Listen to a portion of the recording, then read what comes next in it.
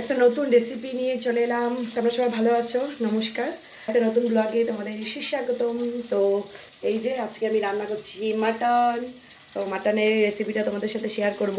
আপাতত এই যে ননস্টিকে বসিয়ে দিয়েছি, এখানে আলু আলু ভাজা হচ্ছে, একটু ঢেকে দিয়েছি, আলুটা সেদ্ধ হবে। আর দাঁড়া মাংসটা দেখাচ্ছি। মাংসটাকে অবশ্যই লেবু দিয়ে ম্যাগনেট করে রাখবে। আর রান্না করার আধ ঘন্টা আগে রেখে দিলেই হবে। আমিও রেখেছিলাম, তারপরে আমি একটু চিপে চিপে নিয়েছি। আর এখানে সব মশলাগুলো রয়েছে, পেঁয়াজ কুচি দেখতে পেলে তোমরা, আদা রসুন বাটা, আর শুকনো লঙ্কা বাটা, টমেটো একটু পাতলা পাতলা করে কেটে নিয়েছি, লঙ্কা বাটা, এখানে হচ্ছে টমেটোর একটু আমি পেস্ট করেও নিয়েছি, মানে মিক্সিতে। আর শুকনো লঙ্কা নিয়েছি, তো পেঁয়াজ বাটা নিয়েছি, পেঁয়াজ কুচি নিয়েছি। আর বাদ বাকি এই যে মেনুগুলো দেখতে পাচ্ছ, চাটনিটা আমি করেছিলাম, মুসুরির ডালটা আমি করেছিলাম, আর এটা মা করেছে ঢেঁকি শাকের চচ্চড়ি সর্ষে বাটা দিয়ে। আর এই বাটা মাছগুলো সর্ষে বাটা দিয়ে আমি করেছিলাম। তো বাকি রান্নাগুলো অনেকক্ষণ আগে হয়ে গেছিলো। তারপর আমি মাংসটা বসিয়ে দিলাম। আর ননস্টিকে প্রথমে আমি তেল দিয়ে দিলাম। আর আমি ইউজ করেছিলাম ফরচুনের সর্ষের তেল, কারণ আমাদের বাড়িতে সর্ষের তেলই খাওয়া হয়। তো আগে সাদা তেল খাওয়া হতো, কিন্তু রিসেন্ট সর্ষের তেলই খাওয়া হচ্ছে। তো তেলের মধ্যে প্রথমে আমি তেজপাতাগুলো দিয়ে দিলাম। আর তেজপাতাগুলো লাল হওয়া পর্যন্ত আমি ভেজে নিব ভালো করে। কারণ কি, সবাই হয়তো এরকম করে তেজপাতা দিয়ে তারপরে জিনিসগুলো দিয়ে দেয়, না, তেজপাতাটাকে ভালো করে একটু ভাজতে হয়। তারপরে আমি দিলাম এলাচগুলো দিয়ে দিলাম, এলাচগুলো একটু থেতো করে দিতে হবে। তারপর আমি দিয়ে দিলাম হচ্ছে পেঁয়াজ, যে কুচিগুলো কেটে রেখেছিলাম সেই পেঁয়াজ কুচিগুলো দিয়ে দিলাম। আর খুব পাতলা পাতলা করে কাটতে হবে পেঁয়াজগুলো, তাহলে আরও ভালো হবে, মিহি হবে জিনিসটা। তারপরে পেঁয়াজটা ভাজার জন্য একটু লবণ দিয়ে দিলাম। তো এই রেসিপিটা সম্পূর্ণ আমার। তোমরা হয়তো ভাববে যে আমার না, হয়তো কপি করছেন না, আমার মনে হলো এইভাবেই মাংস করে খাওয়া যেতে পারে। তো দেখি কেমন হয়। তো তোমরাও খাবে, খেয়ে বলবে কেমন হয়েছে। তো এই দেখো, পেঁয়াজটা ভাজতে ভাজতে অনেকটা তেল ছেড়ে দিয়েছে। পেঁয়াজটা একটু লাল লাল করে ভাজতে হবে বেশি করে, নাহলে ভালো লাগবে না খেতে, ঠিক আছে। আর যে রসুনের কোয়াগুলো ছিল, আমি কিছু রসুন বাটা দিয়েছি, আর কিছু হচ্ছে গোটা, সেটা আমি পেঁয়াজের সাথে দিয়ে দিয়েছি। তারপর যে মশলাগুলো বাটির মধ্যে রেখেছিলাম, লঙ্কা বাটা, আদা বাটা, জিরে বাটা, পেঁয়াজ বাটা, রসুন বাটা, এগুলোকে আমি দিয়ে দিলাম আস্তে আস্তে। এই দেখো, তো এগুলোকে আমি কষিয়ে নিব ভালো করে। আর অবশ্যই ফ্লেমটা, মানে যে গ্যাসটা থাকবে এটাকে হাই রাখবে যখন মশলাটা তুমি কষাবে। তো এই দেখো, মার খুব সুন্দর গন্ধ বেরিয়েছিল। তারপরে আমি টমেটোর পেস্টটা দিয়ে দিলাম। টমেটোর পেস্টটা দিয়ে আমি হালকা হালকা আমি কিন্তু কষিয়ে নিব। আর আঁচটা দেখো আমি একই মতো রেখেছি। তো তারপরে পরিমাণ মতো লবণ দিয়ে দিলাম। লবণ দিয়ে আমি ভালো করে মশলাটাকে কষিয়ে নিচ্ছি। আর অবশ্যই তোমরা যতটুকু মাংস নেবে ততটুকু সেই পরিমাণ মতো তেলটা দেবে। আমাদের এখানে মাংস ছিল 3 পোয়া, তার জন্য আমি তেলটা সেই পরিমাণ মতোই দিয়েছি। তোমরা অবশ্যই পরিমাণ মতো তেল, পরিমাণ মতো মশলাগুলো অবশ্যই দেবে। তো আমি এখানে তো মশলার কথা তোমাদেরকে বললাম, তাও আরেকবার রিপিট করি আমি কী কী নিয়েছিলাম। আমি প্রথমে নিয়েছিলাম আদা বাটা, রসুন বাটা, পেঁয়াজ বাটা, লঙ্কা, মানে শুকনো লঙ্কা বাটা, তারপর হচ্ছে কাঁচা লঙ্কা বাটা, টমেটো পেস্ট, এগুলো আমি নিয়েছিলাম। তারপর আস্তে আস্তে মাংসটা আমি কড়াইয়ের মধ্যে দিয়ে দিলাম। আমি কিন্তু মাংস মেখে রান্না করছি না, ঠিক আছে। মানুষ কিন্তু এখন, মানে এখন কেন, আগের থেকেই পাটার মাংসটাকে ভালো করে হাত দিয়ে মেখে একদম গরম তুলে তারপরে রান্না করে, মানে মাখতে মাখতে বলে রান্না হয়ে যায়। কিন্তু আমি একটু আলাদা মতো রেসিপিটা ট্রাই করলাম।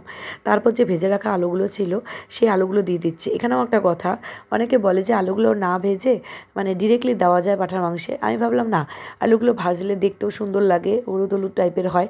হলুদ আর লবণ দিয়ে আমি ভেজেছি একটু লাল লাল করে। তারপর আমি হালকা হালকা নাড়বো।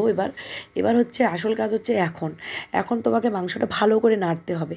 ভালো করে মানে খুব ভালো করে, যাতে লেগে না যায়। আর একটু পরপর ঢাকা দিয়ে দিতে হবে।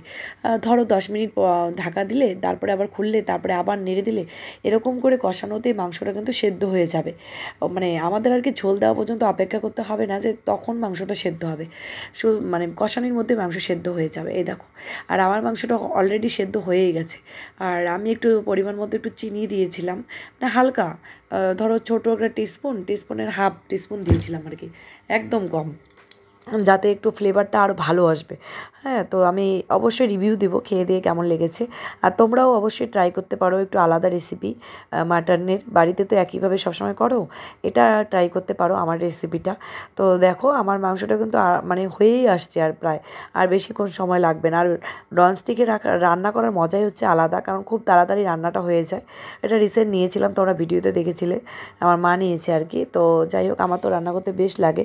আর পাশে যে কড়াইটা দেখতে পাচ্ছ, ওখানে হচ্ছিলো পনির, মানে অল্প একটু পনির আমার কাকিমণি যেহেতু ভেজিটেরিয়ান, ননভেজ খায় না, তার জন্য কাকিমণির জন্য একটু পনির বানাচ্ছিলাম। তো পনিরটা আমি টমেটো পেস্ট দিয়ে বানাচ্ছিলাম। তো যাই হোক, তারপর আমি এই দেখো মাংসটা কষানো হয়ে গেছে, এখন আমি জলটা দিয়ে দিচ্ছি। তোমরা হয়তো অনেকে বলো বাটি দিয়ে জল দিচ্ছে, আমি হ্যাঁ মেপে জলটা দিতে হবে, কারণ আমার মাংসটা সেদ্ধ হওয়া, আমার ওরকম করে জল দিলে হবে না যে আমার জলটা দিচ্ছি ওটার মধ্যে মাংস সেদ্ধ হবে। না, আমার মাংস অলরেডি সেদ্ধ হয়ে গেছে, সেজন্য আমি জলটা পরিমাণ মতো দিচ্ছি।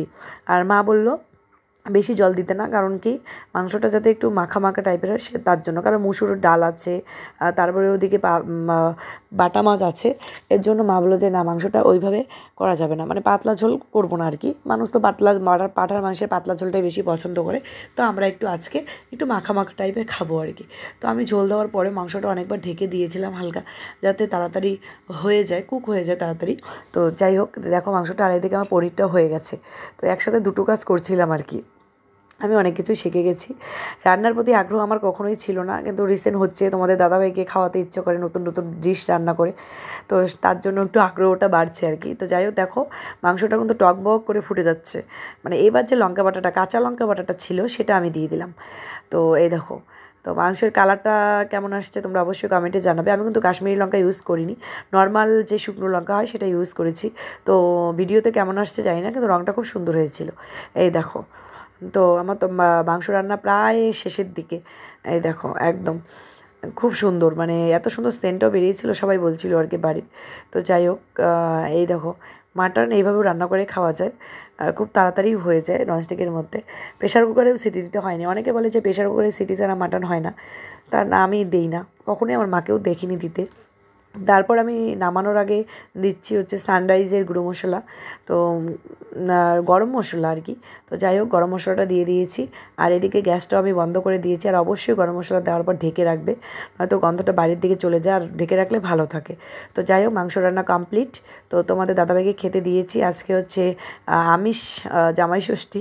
তো যাই হোক, এই দেখো পাতে রয়েছে মুসুরির ডাল, ভাত, বাসমতি চালের ভাত, স্যালাড, বড়া, ঢেঁকি শাকে সর্ষে বাটা দিয়ে চচ্চড়ি, মাটন, তারপরে এদিকে ছিল বাটা মাছের সর্ষে বাটা দিয়ে একটু মাখা মাখা টাইপের করেছিলাম চাটনি।